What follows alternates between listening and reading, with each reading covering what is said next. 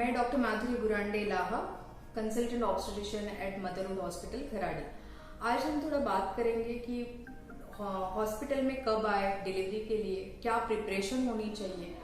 वो जो दिन है जिसके लिए इंतजार हो रहा था 9 महीने से, उस दिन की प्रिपरेशन के बारे में आज हम बात करेंगे। As usual, I generally divide a topic into 3 parts so that you can understand it better. So physical preparation, mental preparation and medical preparation. So physical preparation will not start on that day or a week before that. It should start since beginning of the pregnancy. Pregnancy के पहले दिन से या at least चौथे महीने से चालू करें physical preparation. दैट मैं हर टॉपिक में, हर वीडियो में आपको बताती हूँ कि कितना इम्पोर्टेंस है एक्सरसाइज का और डाइट का फिजिकल प्रिपरेशन ऑफ डिलीवरी के लिए। जो डिलीवरी के दिन जो आपको स्ट्रेंथ लगने वाली है, जो आपको पुशिंग के लिए स्ट्रेंथ लगने वाली है, वो सारी चीजों का प्रिपरेशन आपके फिजिकल हेल्थ से डिपेंडेंट है, जो कि आपकी एक्सरसाइज से आने वाली है। तो प्री प्रेगनेंसी अगर 1 साल पहले से अगर आप एक्सरसाइज कर रहे हो, that is the best thing.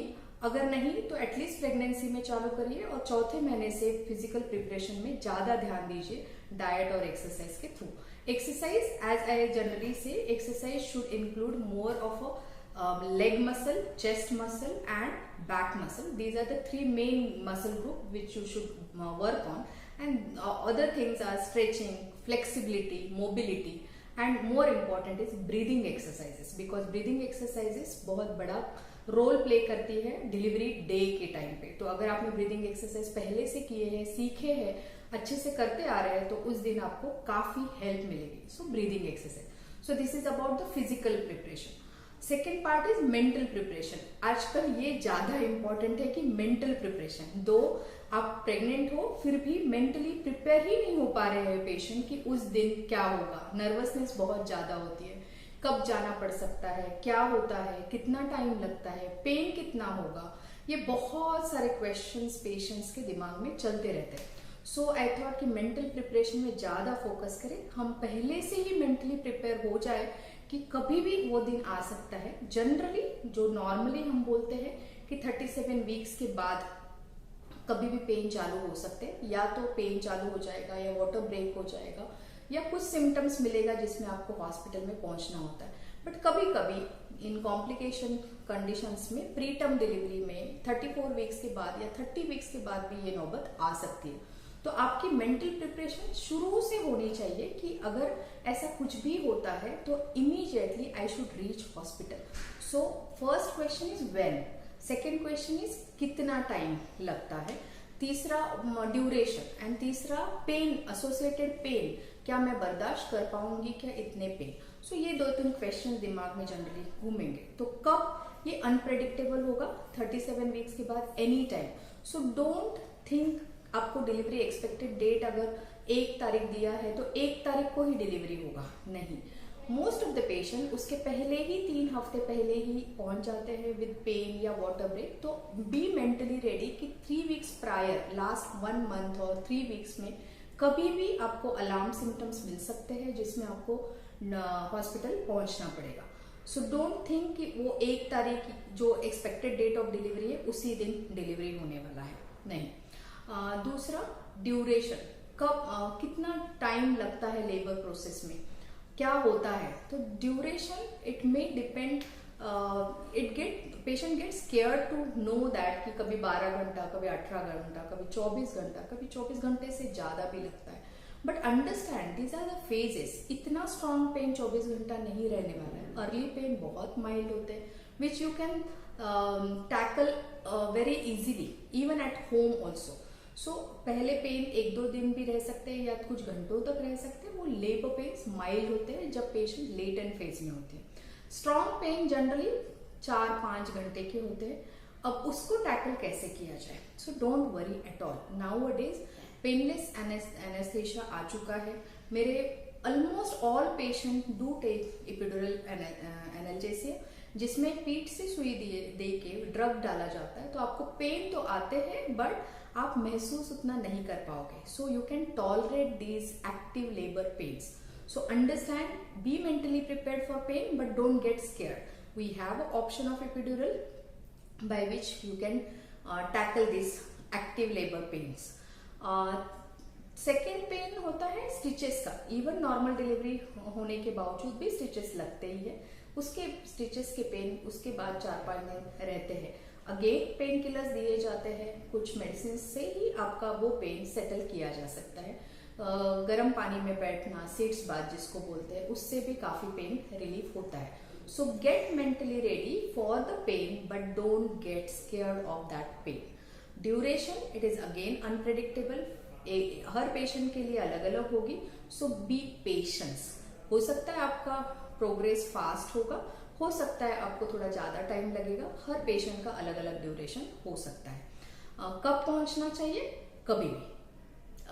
Last 1 month में तो डेफिनेटली रेडी रहिए, बट अगर उसके पहले भी अगर कुछ ऐसा लगता है कि ये सिम्टम्स सही नहीं है तो आपको मेंटली प्रिपेयर्ड रहना पड़ेगा कि या तो डॉक्टर बोल रहे हैं कि अभी एडमिट होना जरूरी है, या डिलीवरी प्रोसेस शुरू हो चुका है, आपको नहीं समझ में आ रहा है, या बेबी का ग्रोथ कम है, या वाटर कम है, किसी वजह से अगर डिलीवरी प्रीपोन करना पड़े तो डॉक्टर बोलेंगे, या नेचर कॉल देगा, कुछ ना कुछ बॉडी सिम्टम्स आएंगे। अगर आपको लग रहा है कि आप कंफ्यूज्ड हो, कुछ समझ नहीं आ रहा है, तो I will suggest go to hospital. 24/7 mother hospital खुला रहता है विथ क्वालिफाइड डॉक्टर्स। सो हमें भी फोन पे नहीं समझ में आता है, so there is no point in calling and asking doctors कि हम आए क्या, ऐसा हो रहा है, या हम थोड़ा और 4 घंटा वेट कर लेते हैं। नहीं, बेटर है कि प्रिवेंशन इज बेटर। तो आप हॉस्पिटल पहुंचिए, हॉस्पिटल में मैं या मेरे डॉक्टर्स देखेंगे, टीम मेंबर्स कोई देखेगा, और तब हमें पता चलता है कि पेशेंट नीड्स एडमिशन या पेशेंट नीड्स ऑब्जर्वेशन या घर भेजा जा सकता है। सो जनरली ऐसे मेंटल प्रिपरेशन कर लीजिए कि ये सारी चीजें होने वाली है on that day of delivery. अब third point is medical preparation. So medical preparation जो हम चाहते हैं कि पेशेंट कैसे हॉस्पिटल पहुंचे, कब पहुंचे, उसके बारे में। So medical preparation, minor things can start 1 month prior to delivery date. जैसे सिंपल चीजें, ऑर्नामेंट सारे निकाल दीजिए, क्योंकि मेटल का जो भी ऑर्नामेंट होगा या कोई धागा होगा कलाई पे बांधा हुआ, तो वो थोड़ा ऑब्स्ट्रक्ट करेगा जब हम ऑपरेशन के लिए नीडल्स डालेंगे या आईवी फ्लूइड्स डालेंगे, या कोई मेटल होगा तो वो ऑपरेशन के दौरान नहीं चलता है। So it is always better to take out all ornaments at home only. And last में काफी सूजन आ जाती है बॉडी पे, तो बेटर है कि ये ऑर्नामेंट्स फिर निकालने में दिक्कत हो सकती है, तो आप पहले ही सारे ऑर्नामेंट्स निकाल लीजिए। दूसरा चीज है नेल पेंट। ये काफी कॉमन है कि जनरली नेल पेंट लगा रहता है, तो नेल पेंट लगा रहने की वजह से कभी कभी machines, oxygen pulse ox machines ये काम नहीं ठीक से करती है, तो इट इज बेटर कि आप नेल पेंट्स पहले से ही हटा दीजिए या नहीं लगाइए लास्ट के 1 महीने में। तीसरा चीज, काफी लोग क्वेश्चन करते हैं कि हमें पेल्विक हेयर्स निकाल के आने हैं क्या, एब्डोमेन क्लीन करना है क्या।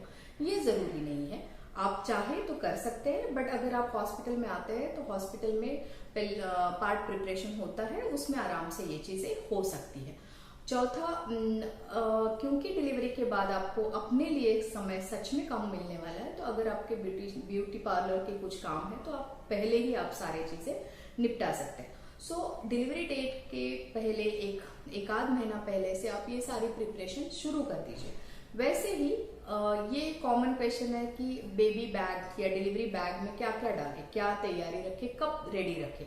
जैसे हमने बताया 37 वीक्स के बाद या 36-37 वीक्स के बाद कभी भी आपका इमरजेंसी पीरियड आ सकता है, इमरजेंसी में आपको हॉस्पिटल जाना पड़ सकता है, तो आप बैग रेडी रखिए। मैं बोलूंगी रादर 3rd ट्राइमेस्टर आने के बाद 34 वीक्स के बाद ही बैग रेडी रखिए। अगर प्रीटर्म डिलीवरी हो रहा है, कुछ कॉम्प्लिकेशंस हो रहे हैं, तो आपका बैग रेडी रहे। बैग रेडी रखना कोई बड़ी बात है नहीं। सिंपल कैटेगराइज करिए कि पेशेंट खुद के लिए क्या लाए, बेबी के लिए क्या लाए और हॉस्पिटल के लिए क्या लाए। सो हॉस्पिटल के लिए सबसे इंपॉर्टेंट है, डॉक्टर्स और हॉस्पिटल के लिए सारे रिपोर्ट्स आपके फाइल में रहे, पूरी फाइल आप साथ में लेकर आए। आपका अगर इंश्योरेंस है तो इंश्योरेंस के सारे पेपर्स आप पहले से ही एक जगह रख ले बेबी बैग में, डिलीवरी बैग में। वैसे ही और कोई पेपर्स हैं जो हाई रिस्क, पहले का कोई ऑपरेशन हुए हैं, कोई हाई रिस्क पेपर्स है तो साथ में रखिए। तीसरा, कुछ कुछ पेशेंट स्टेम सेल बैंकिंग कर रहे हैं आजकल। अगर आपने किया है स्टेम सेल बैंकिंग तो उसका भी कुछ एक किट मिलता है आपको, वो आप साथ में रखिए। उसके अगर कुछ पेपर्स है तो वो भी आप साथ में रखिए। ये हो गया हॉस्पिटल या डॉक्टर्स के डॉक्यूमेंट्स। फिर बेबी के लिए जनरली हॉस्पिटल प्रोवाइड करते हैं, but many families has their own belief system की पुराने कपड़े पहनाने बेबी को, सॉफ्ट होते हैं इसलिए या किसी और रीजन से। तो बेबी का सबसे इम्पोर्टेंट, डिलीवरी होते ही जनरली सिस्टर्स आपको रैपर पूछेंगे कि बेबी का रैपर आपने लाया है, तो आप बेबी का रैपर जरूर साथ में रखिए। वो सिंपल कॉटन का कपड़ा भी हो सकता है या आप रेडीमेड रैपर्स भी ले सकते हैं। बेबी के डायपर्स अगर आपको लगता है साथ में रखने, आप रखिए, या हॉस्पिटल में जनरली मिल जाते हैं। बेबी के क्लोथ्स, जो भी अपने बेबी के क्लोथ्स आपने लिए हैं वो आप साथ में रखिए। अगर विंटर सीजन है तो बेबी के अदर एक्सेसरीज जैसे सॉक्स और कैप, ये सारी चीजें आप रख सकते हैं। बेबी के लिए वाइप्स आते हैं, वो आप रख सकते हो। बेबी के डायपर आप रख सकते हो, या वो हॉस्पिटल में भी मिल सकते हैं। सो ये हो गया बेबी के क्लोथिंग के बारे में। फिर मिल्क, अगर बेबी को हम दूध पिला रहे हो, कभी कभी ब्रेस्ट फीड जल्दी नहीं आता है, तो वाटी स्पून लग सकता है फॉर्मूला मिल्क देने के लिए। सो आप एक दो सेट वाटी और स्पून के, कटोरी स्पून के रख सकते हैं।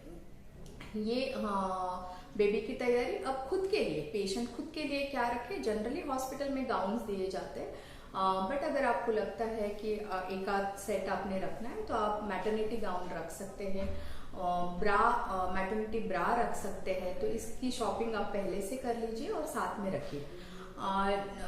सैनिटरी नैपकिन्स, ये थोड़े हेवी ब्लीडिंग होने के लिए रेडी होने चाहिए। तो जनरली हॉस्पिटल में हम लोग एडल्ट डायपर यूज करते हैं, बट अगर आपको लगता है कि आप पैड यूज करना चाहते हैं तो थोड़े एक्सेल टाइप के पैड्स आप यूज कर सकते हैं। अलॉन्ग विद दिस, जैसे हम बाहर कहीं जाते हैं तो टॉयलेटरी जैसे यूज करते हैं, टॉवेल, ब्रश और dental kit and everything, that you can definitely keep in this delivery bag. So your bag should be ready so that any time if emergency comes, then आप ये bag लेकर hospital में immediately पहुंच सकते हैं और आपको टाइम नहीं लगेगा ये सब चीजें समेटने में। अब इम्पॉर्टेंट बात मेडिकली और एक चीज बताना चाहूंगी। बहुत सारे टाइम ऐसे होता है कि जब डिलीवरी के लिए जाना है या इमरजेंसी में जाना है तो फैमिली मेंबर प्यार से कुछ दही खिला देते हैं या एक आध रोटी खा के जाओ। ये जनरली धारणा होती है कि हॉस्पिटल जा रहे हो तो भूखे पेट मत जाओ। Exactly opposite we want you to come absolutely empty stomach. एक सिप ऑफ वाटर ले रहे हैं या एक सिप ऑफ चाय ले रहे हैं या एक निवाला सॉलिड खाने का ले रहे हैं, हमारे लिए सब सेम है। सो जितना पॉसिबल हो प्लीज एम्प्टी स्टमक आइए। लेट अस अंडरस्टैंड कितनी इमरजेंसी है, खाना अलाउड किया जा सकता है या लिक्विड अलाउड किया जा सकता है। तो हॉस्पिटल में एग्जामिनेशन के बाद आप डॉक्टर को पूछ के खाना या पीना ले सकते हैं। बट अगर कुछ इमरजेंसी सिचुएशन हो रही है तो प्लीज खाना या पानी लेके हॉस्पिटल नहीं आइए, रादर एम्प्टी स्टमक आइए। This gives a big relief for the doctors and specially anaesthetist. अगर कुछ इमरजेंसी कंडीशन आ रही है और इमीडिएटली हमें कुछ प्रोसीजर करना पड़ रहा है तो एनेस्थेशिया के साइड से ये लाइफ थ्रेटनिंग कंडीशन हो सकती है अगर पेशेंट ने कुछ खाया या पिया है तो। So this is very important. अब अदर थिंग इज, जाए कि नहीं जाए, ये भी बहुत बड़ा क्वेश्चन है कि ऐसा हो रहा है, गैस जैसा लग रहा है या कुछ अनयूजुअल है बट समझ नहीं आ रहा है हॉस्पिटल पहुंचे कि नहीं। So don't try to guess. Secondly, don't try to reach out junior doctors in hospital. उसमें हमें भी फोन पे नहीं समझ में आता है तो काफी बार हमें बिना एग्जामिनेशन के पॉसिबल नहीं है। ज्यादा से ज्यादा आपका एक चक्कर ज्यादा हो जाएगा। लेट अस सी कि देखें हम कि एडमिशन की जरूरत है या ऑब्जर्वेशन की जरूरत है या सब कुछ नॉर्मल है और घर भेजा जा सकता है। प्लीज आपको हॉस्पिटल में इमीडिएटली पहुंचना है।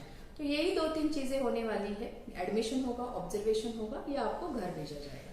So this is absolutely normal process. So don't worry about this part and try to reach out in hospital so that we can take care of your in a better way. Thank you very much.